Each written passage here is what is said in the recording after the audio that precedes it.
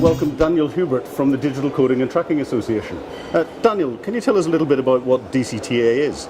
Yeah, DCTA is a non-profit organisation, basically looking at how do you secure the supply chain. So authentication technologies, volume verification and tracking and trace technologies. And our big push is to really drive standards and interoperability to ensure that it works across borders. Technologies are global because they match the global supply chain, basically. So your relationship with INTERPOL must be quite close then?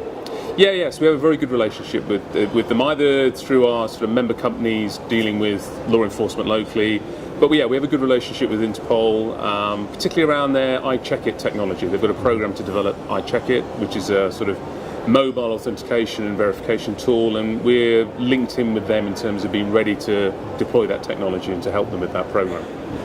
But authentication verification is very complex. What are the particular challenges that you're seeing? Biggest problems we see, there's a couple of things. In our industry, so our members are actually tobacco manufacturers, is just volume. You know, when you start to look at authentication technologies, one of the biggest problems you've got is if they cost a lot per item. When you look at our volumes, and we're talking about tens of billions of packs of cigarettes a year, the costs get very, very high.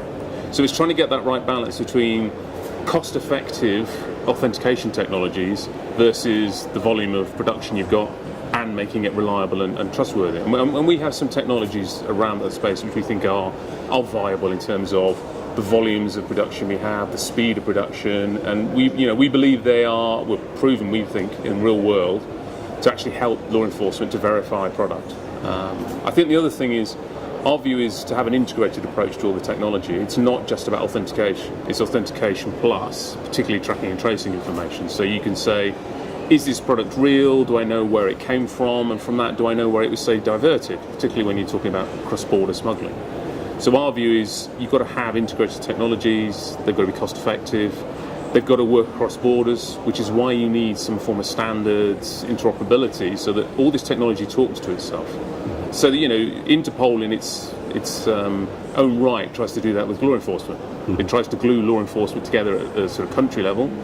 So our relationship with Interpol, we think, it's very close in the sense of they're trying to connect everyone together. We believe our approach to technologies across supply chains, across borders, is to connect everyone together, and that's the only way that actually we're going to help law enforcement verify, authenticate, track and trace product. But surely a lot of the standards that you're coming up with, a lot of the processes that you're dealing with aren't just applicable to the tobacco industry.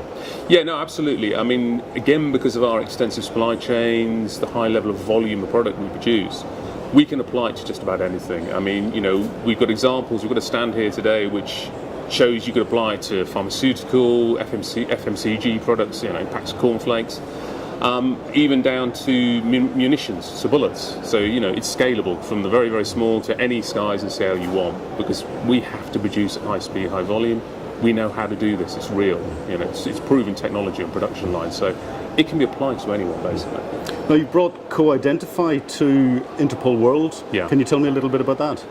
So Co-Identify is our sort of name for all this technology that we've integrated together. So as I was saying before, our view is you should have all these different components linked together, so you can give someone an end-to-end story about a product and enable it through mobile phones. So what we're saying as well is Co-Identify is based on open standards, GS1 standards, ISO standards, and the idea is we link all these different technologies so that essentially someone could pick up a mobile phone, law enforcement, scan a product, and from that they can say, is it real? Where did it come from? Who manufactured it? Have I paid tax on it? And that's really what we're showing with Co-Identify, is that real-world technology in action. And we can give a demo upstairs on the stand to show, as I say, how it works with mobile phones. So what's next for DCTA?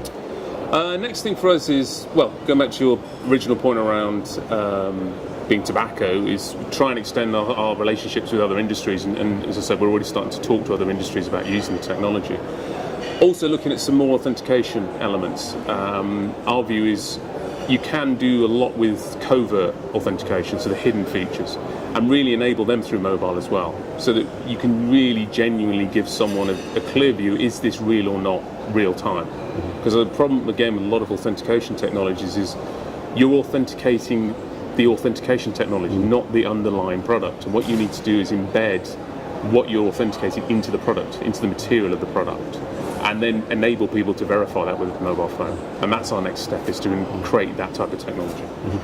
Daniel, thank you very much indeed for giving up your time to talk to Interpol World TV. Thank you. Thanks very much.